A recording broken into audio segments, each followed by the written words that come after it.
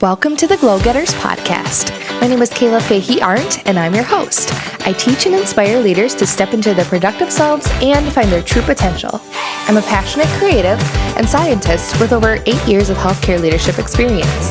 At age 25, I stepped into my first management role and didn't find the leadership advice I was looking for. So here I'm giving you the tools to end burnout and enjoy a vibrant career and life. Glad you're here to learn and grow with me. Now, on with the show.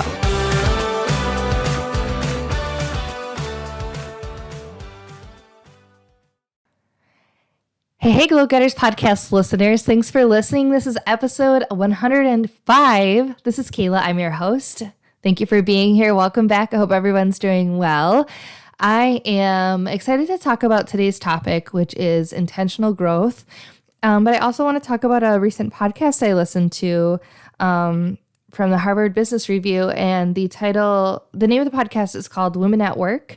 And it's episode 5. I think it's season...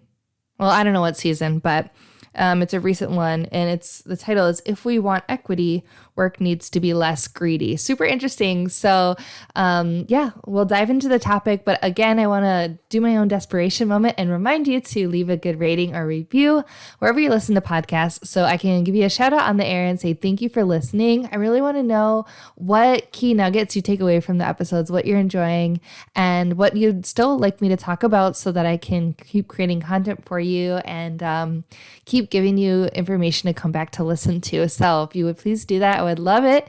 And I will definitely give you a shout out and send you some freebies in your email if you should choose to do so.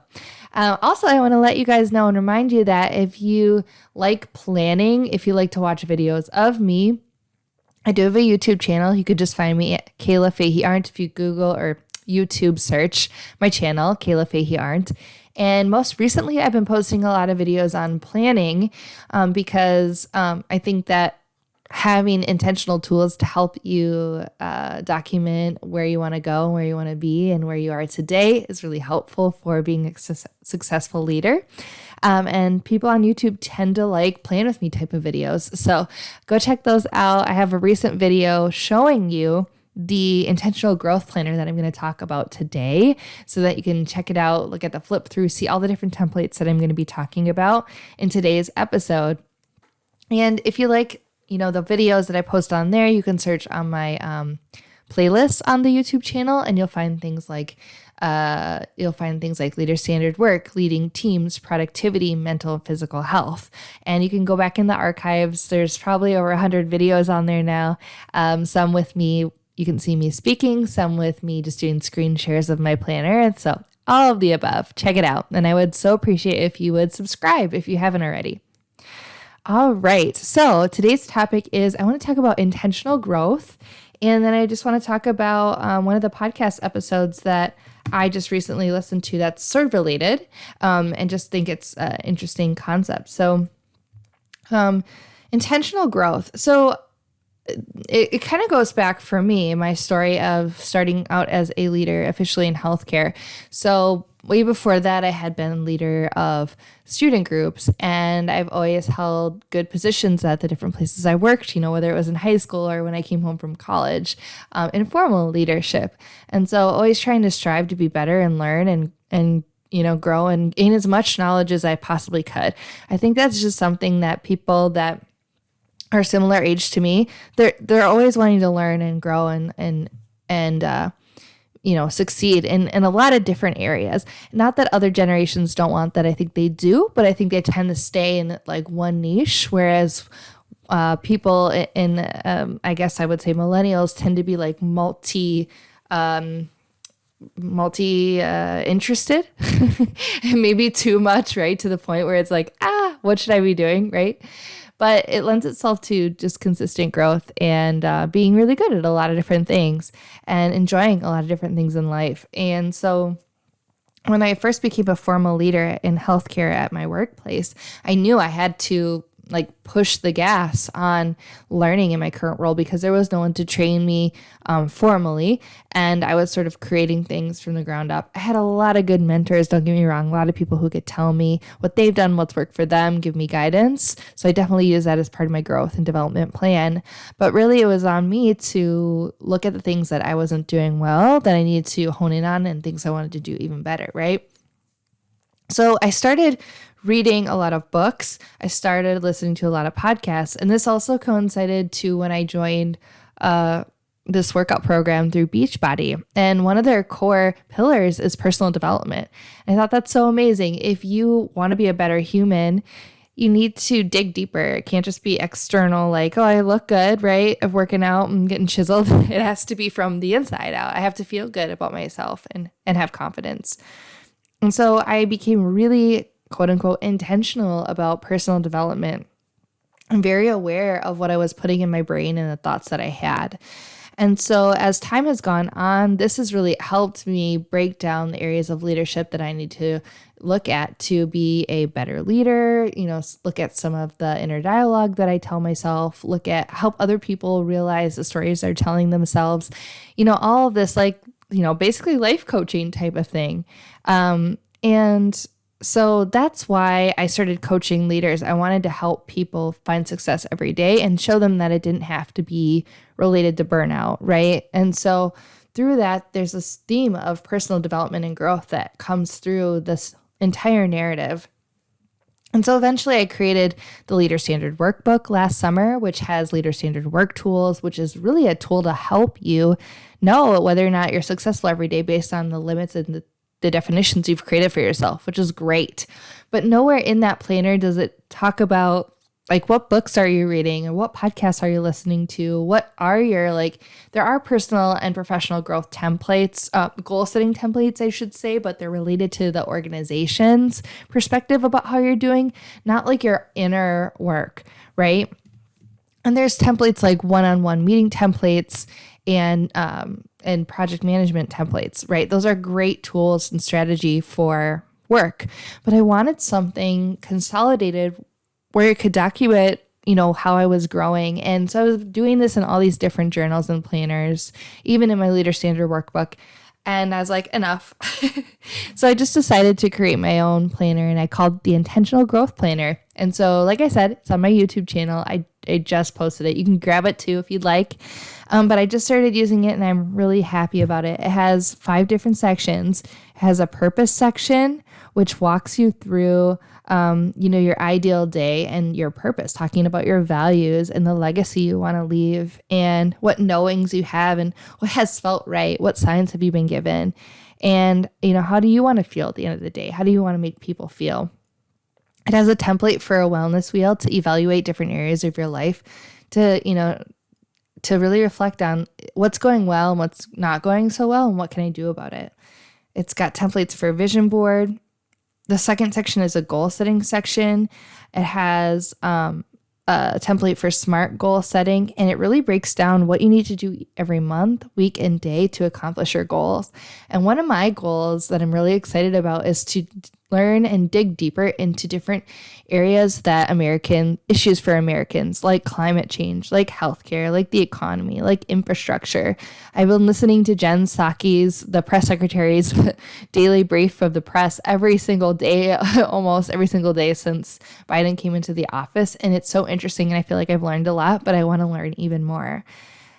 There's a habit tracker, which helps you identify habits you want to do every day or every week or every month, and how you can reward yourself for those.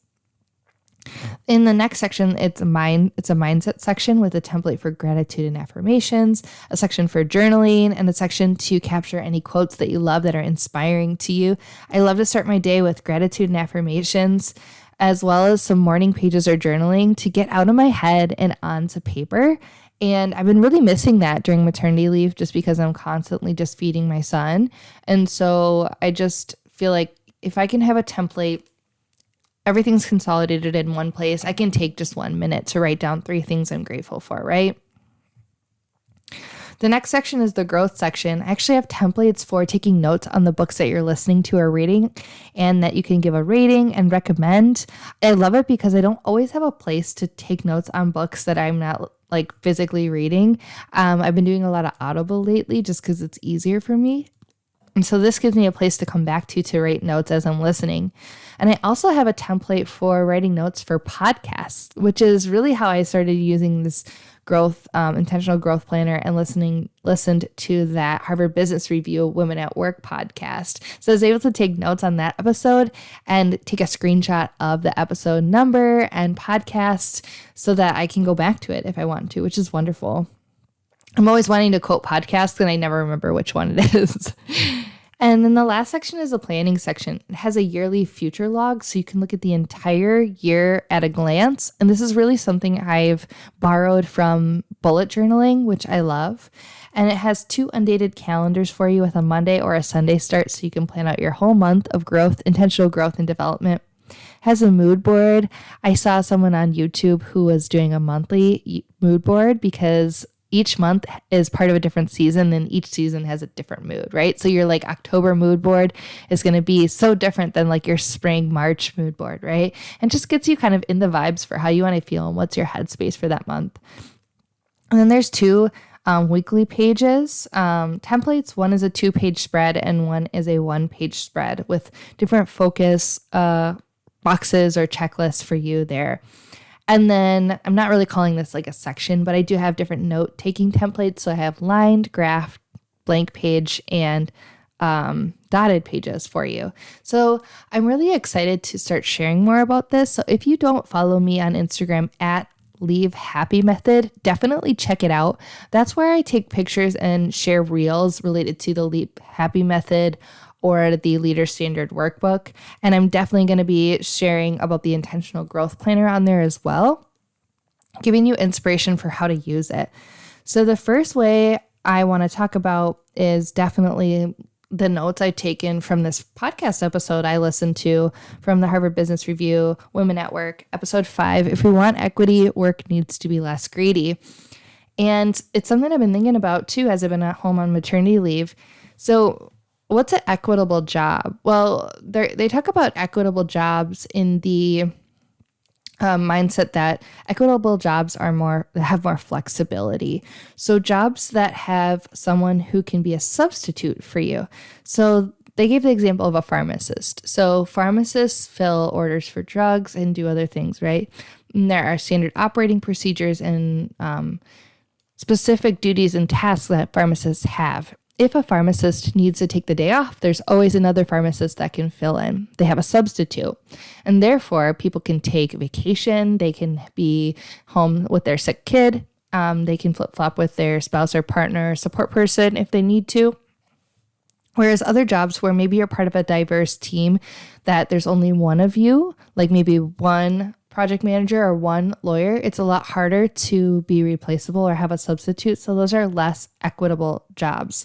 So in this podcast episode, the women were talking about how, I'd love to have a substitute so I can take time off, but I don't want anybody to be able to do the work as good as I can. I thought that was really interesting because a lot of what I preach on this podcast is you should always work to be replaceable. The job of a leader is to help others develop themselves and eventually make space for them to develop themselves so they can maybe take over your work and you can move on to the next great thing. I think it's also just like a really good how do I want to say this? It speaks volumes for you if you can take time off and your team can pick up and work without you. I think people think the opposite, I guess they don't need me or they don't need you if they can continue on without you. But actually, it means that you as a leader have prepared them well for your absence. You never want people to depend on you so much so that the work can't carry on. And so if you're finding that at work, maybe you need to think about how do you leave your legacy and develop others in a better way or more sustainable way so that the job is more equitable, so that there is someone who is a substitute for you. And you can do this through documenting your work, the work that you do. That's standard work, right? Your leader standard work, communicating clearly and making sure people understand, what does this work mean? And you can do that through handoffs and building relationships with other people. You can also think of this as like 3 deep. I've talked about this before on the podcast, but having a backup for your work if you should be gone. There needs to be redundancy in your role. And maybe, or you could think of it as an understudy in a play, right? So your understudy usually has a different role in the play. It doesn't mean that they're not working and that they're just waiting around to be you. It means they already have a role, but in your absence, they'd fill in for you and someone would fill in for them. You can think of it as your understudy. Now, what do they talk about when they say work needs to be less greedy for us to have more equitable jobs? They define greedy work as work that's like all consuming. It's the long hours, it's the overtime, it's the extra demand of the work. And when we say greedy, we mean everyone involved is greedy. So it's the workplace is greedy. They're demanding more time of you. You're greedy because you want to do that work because maybe it helps you get more money. Even though you might be burnt out and dissatisfied, you're like, this is going to help me gain more money. Or maybe you're thinking, this is going to help me get that next promotion because I'm going to work so hard that I'm going to outwork others. And that's what they call greedy work. Now, I think we all realize after 2020 that greedy work isn't great for our mental and physical health. It can really have a damper on us, and it can really, if an organization is too focused on productivity and efficiency, it can really force you into burnout and lead to employee disengagement and a lot of turnover. So I think we do, as workplace, as employers, as leaders, need to think about like how much greedy work are we expecting of ourselves and our employees? Is that sustainable? And is it necessary to quote unquote get ahead? Do we really have to have this greedy work? And I think when I see people doing greedy work now, especially leaders that are above me in the organization, I think, oh man, couldn't they like delegate that down? And sometimes I think that's great. I'm so happy they're taking care of things and putting in the elbow grease. But at the same time, like, what kind of role model are they for the rest of us? Like, should we all be killing ourselves over the work? I don't really think so. So this conversation really got me thinking, and it talked about, what will our generation choose in terms of work? So this whole podcast episode was around the study that was done, and the work and the study data is still coming in for millennials. But if you think about women, and let's just specifically talk about women in the workplace, in the 1920s, women had jobs and then they had families. And then from 1920 to 1940, they had their career and then they had their family. In the 50s, family was first, women stayed home, and then they had their career. And then in the 70s, they sort of defined this group as like the workaholic and those afterwards, sort of that workaholic. I don't know, I'm 30, I'll be 32 this year, or next year, I'm 31.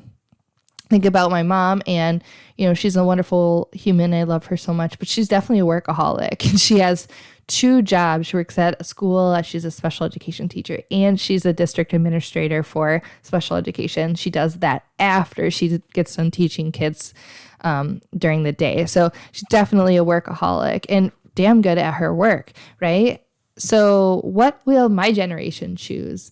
And I think you'll see, and what I'm seeing is we want both. We tend to have careers and families probably at the same time, but we also want to have sort of a side hustle or a hobby that's just for self-development, like what I'm talking about, and fulfillment, and it has nothing to do with family or work. And, my side hustle or, my hobby or my small business, I should say, is related to leadership. So it's related to my work, but it also really lights me up. And I have creative outlets in making planners and doing art and all of that. And that's for my own self-development. It has nothing to do with anyone else. And so we want the choice, I think. We definitely want the choice. And so in this podcast, they said, equity is a decision and a negotiation. And I think what they meant was you don't want anybody to decide for you what is equitable, right? We don't want anyone, especially your employer, to force that greedy work on you. That's a decision you need to make for yourself. Are you going to do greedy work, or are you going to really be empowered and negotiate and say, I am just as productive without doing that greedy work. I'm more productive because I'm rested, I'm self-developed, and I've taken some self-care to myself to make sure that I'm the best person I am when I'm showing up here. And yeah, guess what? I've trained other people to substitute for me in the work and help me out so that I can be free to, be a mom or be a caretaker for a parent, but also just kick some booty when I'm at work. So what an interesting episode. Definitely go check it out. There's so much more to the conversation. I'm so curious. What will you choose as a leader? Are you family and then career, or did you have your career first and then family? For me, I had my career and I met my husband about a year after, or started dating my husband about a year after I started my work. But both of us just said, we're not going to move for one another if we find a job until we're engaged and we're going to be married, until this is like serious. And so I think that just speaks to the fact that we're like, you got to do yourself, you got to do your career, you got to have your, do what's good for you first. And then, okay, now we're committed. Okay, let's do this together. Right. And now we're both heavily invested in each other's success. So yeah. And then, as a mom, I think, I prioritize my family and my children, but I still want my career. So, but at what expense, right? And that's where that greedy work comes in. How can you do your work better and not feel guilty and not, have to forge through in that greedy work? Well, have a substitute, have standard work, have good communication, help other people develop themselves, have good relationships, and hand your work off when necessary. All right, everybody, I hope you take care and enjoyed this episode. If you did, please send me a message on Instagram at Kayla Fahey-Ahrndt. Make sure you subscribe to this podcast if you're not already and leave a good rating or review, and suggest this podcast to some of your friends. Send it to them and let them know, like, hey, she's talking all things leadership as well as mindset and personal growth and development. Okay, everybody, have a wonderful day and take care. And don't forget to be a light. All right, that's it for today. Thank you so much for listening, everybody. I wanted to let you know about something new that I'm doing. If you could please leave me a rating and review on iTunes or write in your Apple Podcasts app, I would so appreciate it. Each week, I'm going to be doing a drawing and sending an email to a winner just to say thank you with some treats, tips, and a little bit of extras, because I really want to get this podcast out to more people, and I want to hear how it's helping you, getting feedback about what you love to hear about and what you love about the podcast so I can keep doing that. Also, if you'd like to connect with me on a deeper level, check out my website at glowgetterslife.com. You'll find links to my About Me page so you can learn about me and my journey in leadership. You'll find links to my blog, my podcast for more episodes, and to my YouTube channel. And you can also find links to the templates and leadership planners I've created, as well as my free resource library. All right, thanks so much. And until next time, be a light.